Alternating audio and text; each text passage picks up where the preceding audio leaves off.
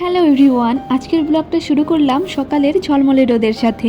যদিও এই রোদটা এখন আর ভালো লাগছে না, মানে গরম পড়ে গিয়েছে, তাই এখন আর রোদটা ভালো লাগছে না।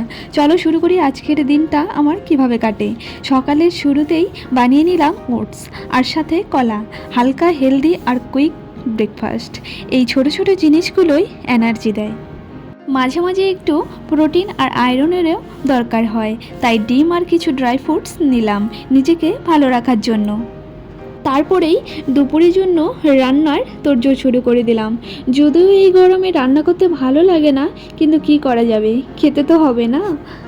তো আজকে রান্না করলাম ডাল, মুখি দিয়ে মাছ, সাথে একটু পাঁপড় ভাজা। ঘরের খাবারের মতো শান্তি আর হয়তো কিছুতেই নেই। রান্না করলে মনটাও কিন্তু একটু হালকা লাগে। তোমাদের রান্না করতে কেমন লাগে আমাকে কিন্তু অবশ্যই কমেন্টে জানিও। আর তারপর রান্না শেষ করে একটু স্নান করে নিলাম, শরীর ও মন দুটোই ফ্রেশ হয়ে গেল। শেষে একটু ফল খেয়ে দিনটা শেষ করলাম। এতটুকুই ছিল আমার আজকের দিন। তোমাদের দিন কেমন কাটছে কমেন্টে জানিও কিন্তু। নিজের খেয়াল রেখো।